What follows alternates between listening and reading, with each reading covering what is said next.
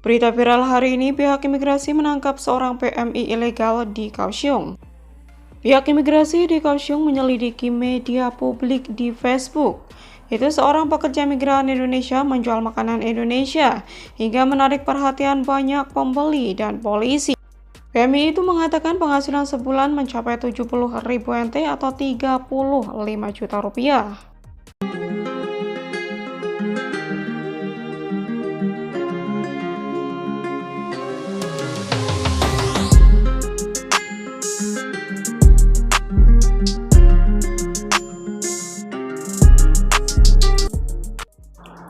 Halo, assalamualaikum warahmatullahi wabarakatuh. Bertemu lagi dengan saya Mila Formosanyu. Pada kesempatan kali ini sangat sedikit berbagi kisah atau berita atau cerita seputar TKI dan TKW di seluruh dunia.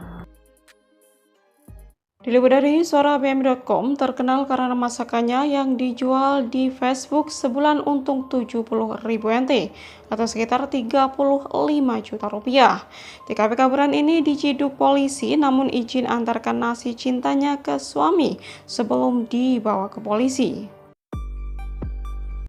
Kisah haru dialami oleh salah satu TKW Indonesia di Taiwan yang berstatus kaburan atau swasta, di mana dia tertangkap polisi imigrasi namun masih meminta waktu untuk mengantarkan nasi cintanya kepada sang suami yang bekerja juga di Taiwan. Ia tertangkap polisi karena masakannya yang begitu laris, enak sehingga banyak pelanggan yang mau mencicipi masakannya.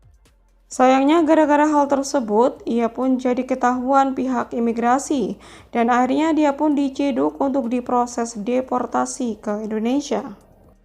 Diketahui TKW kaburan yang dipanggil anak itu sudah kabur sejak tahun 2021 silam dan tinggal bersama suaminya yang berstatus resmi di kontrakannya. Karena ia tak bekerja dan kebetulan ia pun pandai memasak, lantas ia salurkan hobinya dan pasarkan hasil masakannya di Facebook miliknya. Tak disangka banyak sekali yang memesannya hingga ia dikenal banyak orang. Dilansir dari UDN, tidak main-main setiap bulannya Mbak Ana pun bisa meraup keuntungan hingga 70.000 NT atau setara dengan 35 juta rupiah. Dan karena saking larisnya membuat Mbak Ana pun ketahuan oleh pihak imigrasi. Tepatnya pada tanggal 24, pihak imigrasi langsung mendatangi kontrakannya. Pada saat itu Mbak Ana bersiap-siap untuk antar makanan. Sebelum dibawa ke polisi, ia pun memohon ke pihak imigrasi untuk mengantarkannya ke tempat kerja suami untuk memberikan nasi kotak cinta terakhirnya. Ia khawatir suaminya tidak mendapatkan makan siang hari itu karena istrinya tiba-tiba tiada. Dengan rasa sedih, suaminya mengatakan sudah tidak bisa menikmati nasi kotak istri lagi. Ia sedih namun ini semua harus terjadi. Nah, jadi ceritanya Mbak Ana ini adalah seorang TKW swasta atau kaburan yang dimana beliau kabur dari rumah majikannya itu sekitar 2021 silam, guys.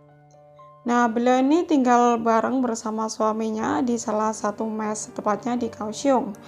Nah, karena beliau ini tidak bekerja atau tidak ada job, akhirnya beliau ini iseng-iseng gitu guys buat makanan karena memang beliau ini pintar masak ya.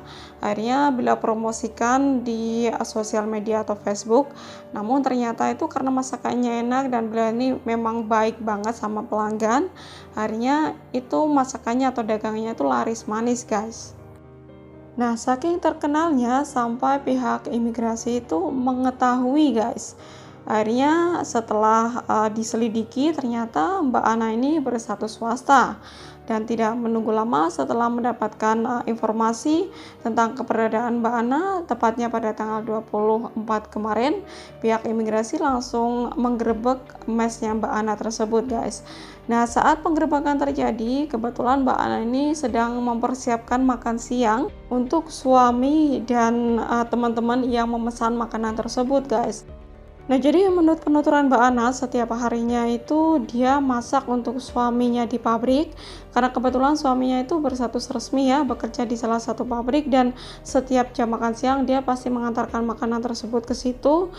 sekalian mengantar makanan pesanan teman-temannya guys. Karena makanannya enak dan kebetulan Mbak Ana juga orangnya sangat ramah, akhirnya banyak sekali pelanggan yang memesan makanan tersebut guys. Nah bahkan saking larisnya, tidak tanggung-tanggung Mbak Ana ini bisa meraup keuntungan setiap bulannya itu sekitar 35 juta rupiah atau 70.000 NT guys.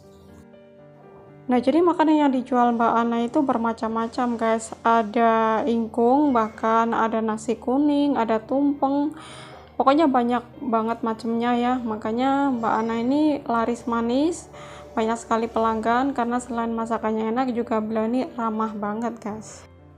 Ya kita doakan buat Mbak Ana ya, semoga saja diberikan kesabaran dan semoga saja prosesnya berjalan lancar. Ya mau bagaimanapun mungkin rezekinya cuman sampai di situ di Taiwan ya.